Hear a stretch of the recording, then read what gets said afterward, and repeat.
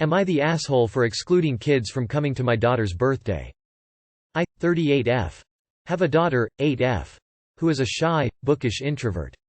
She isn't popular, and she would prefer to read at the library than go to a big giant social event. She has 4 really very good friends in her class of roughly 30 kids. I'll add that some of her classmates are not very nice to her. So her birthday is coming up and she specifically asked me if we could do something, her and her 4 friends. This is what has been going on since she was young. We've never thrown an actual giant Instagram birthday party. We're not poor by any means, but we're not rich and we live in a small apartment, so what we'd normally do is me, her, and her 4 friends would go out for ice cream and a paint-your-own ceramic activity, or something like that. However, word got out that my daughter is having a party, and I got an email from her teacher where she essentially called me out for my lack of inclusivity. She said that she had gotten complaints from other kids in her class that my daughter was being a bully for only inviting certain people, her close friends, and the teacher told me that now I had to invite the whole class. I cannot afford to host a party for 30 kids, or bring 30 kids to an activity.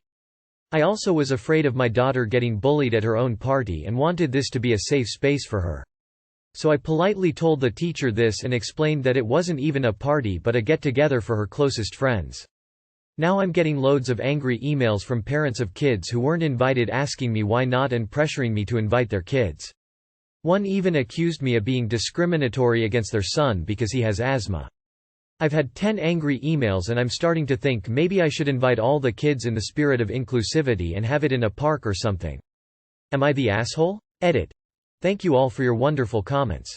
I have sent an email to the principal asking for an explanation, with a threat to take this to the school board.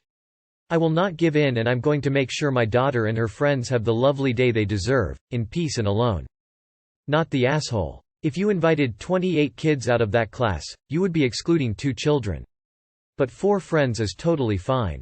No kid in that class has the impression, everyone is invited but me, this is ridiculous. Not the asshole, and don't you dare fold to those entitled shits. It's your daughter's birthday. She is entitled to have a birthday she can enjoy. That teacher is a huge arsehole. You need to talk to the school about this. Oh hell no. Not the asshole. You tell those parents if they had actually taught their kids to act right, maybe they'd be getting invited. You have no intention of rewarding your daughter's bullies.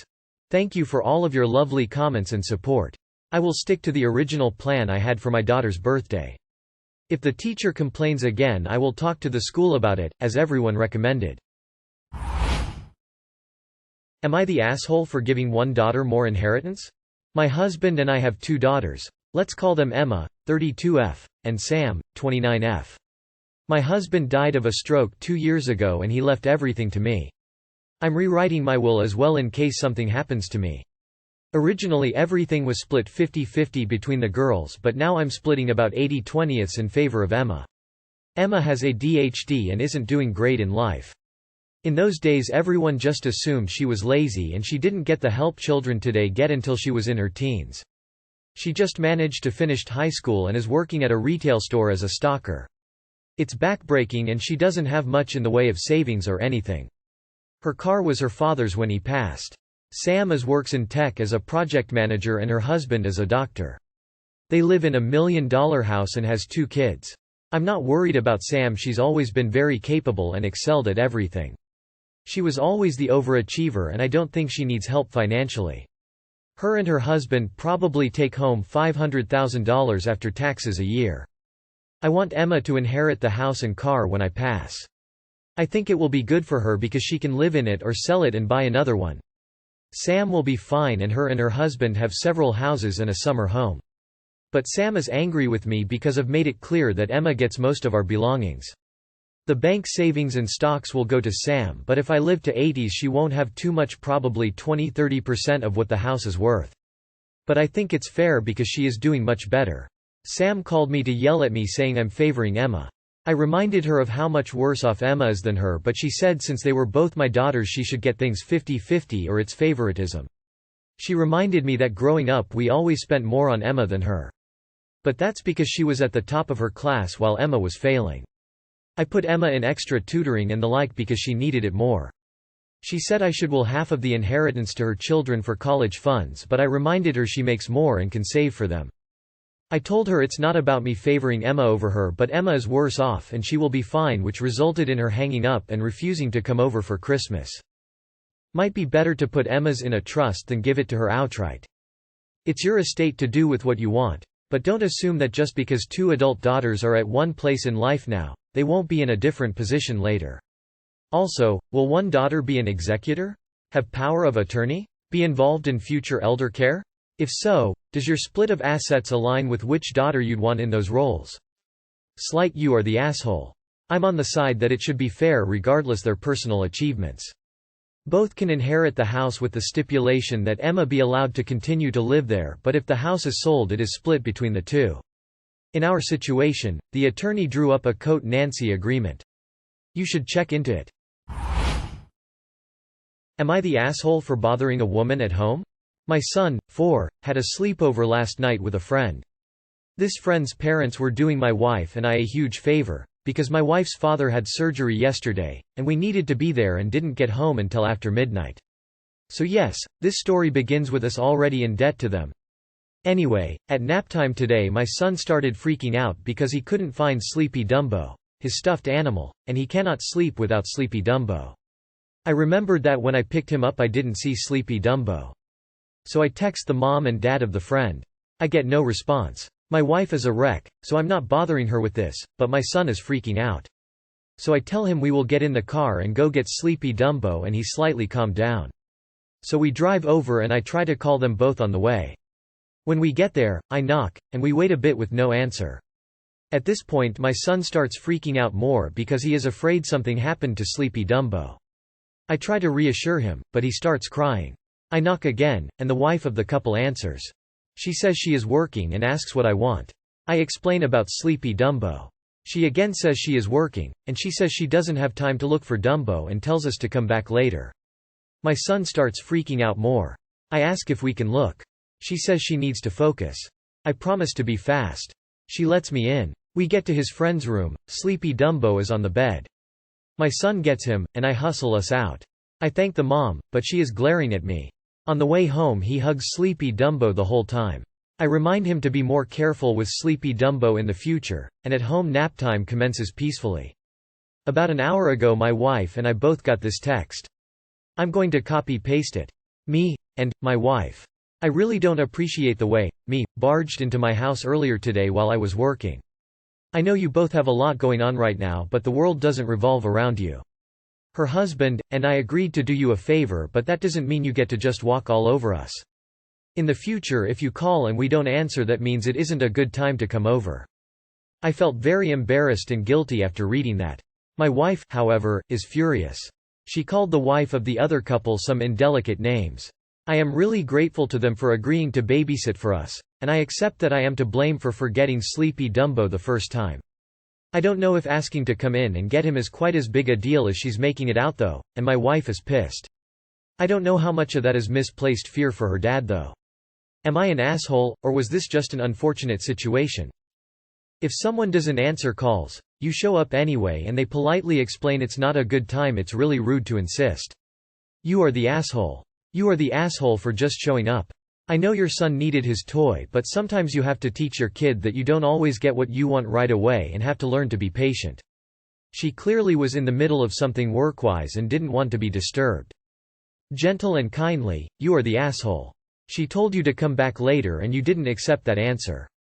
That's not cool, and it's not her problem that you forgot it in the first place. You are the asshole. Text no response. Call no response. Drive to their house and knock no response. Continue to knock until they answer and ask you to leave, demand to go in and find stuffed animal. At what point did you think you weren't the Am I the asshole for being brutally honest with my friend before her wedding?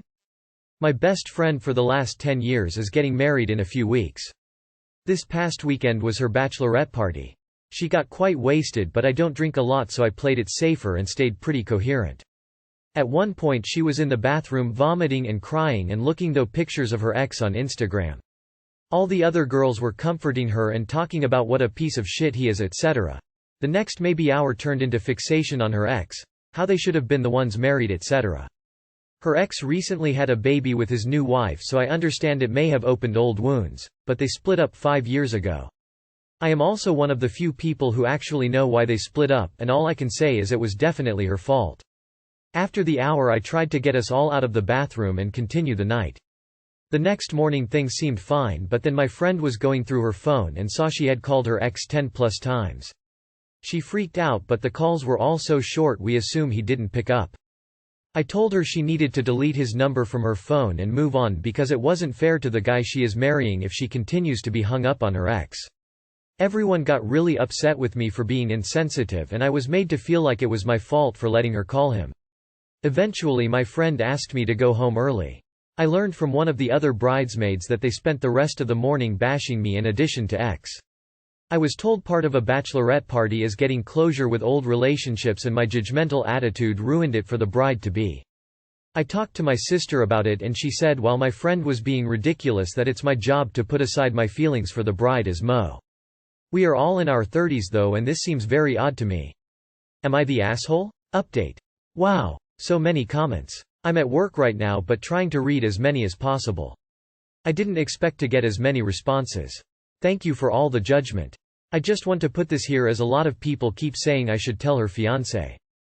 In any normal situation I would agree, but in this case she has been asked in the past to choose between him and her ex. She chose her ex. She made it clear to her now fiancé she would rather be with her ex. But her ex said he didn't want her and left, so she stayed with her now fiancé. He knows on some level. Telling him wouldn't be a big revelation and likely wouldn't make him end the wedding. It would just make him sad and rub his nose in something that he is aware of. Second update. I'm so sorry these are so scattered. I spent most of my break catching up on comments and a few more main points to address. The other bridesmaids are not my friends, I'm only friends with the bride. Also people keep asking why I am her friend. One main reason, as sad as it is, I didn't have a real friend until university. The town I grew up in was very small and conservative, and I'm a gay woman. When I came out in high school I became a pariah. She was the first person who was ever kind to me, ever stood up for me, and was my first friend, so I think maybe I have been more willing to turn a blind eye to her poor choices than I should be. But I am reconsidering that now. I do have a much better and broader support circle now, but I do think I see her as that kind freshman and sort of my savior, which clouded my judgment in not being more upset with her toxic choices over the years. I was told part of a bachelorette party is getting closure with old relationships. No. Closure with old relationships should have happened way before accepting a marriage proposal. Not the asshole. At all. Your friend seems to still be carrying a torch for her ex while planning to marry someone else. Poor groom. Not the asshole. I'll never understand these friend groups that never tell each other the real truth. She doesn't sound like much of a friend, to be honest. Plus, I thought the point of a bachelorette party was one last night out as an unmarried woman, not spending the night wishing I was marrying my ex. The fact is I feel bad for the groom because he's obviously second choice and he'll probably get treated like crap. Clearly not the asshole here. You did nothing wrong in telling your friend to respect their partner and delete their ex's number. The group sounds problematic and I hope you don't hold yourself in bad esteem because of their behavior.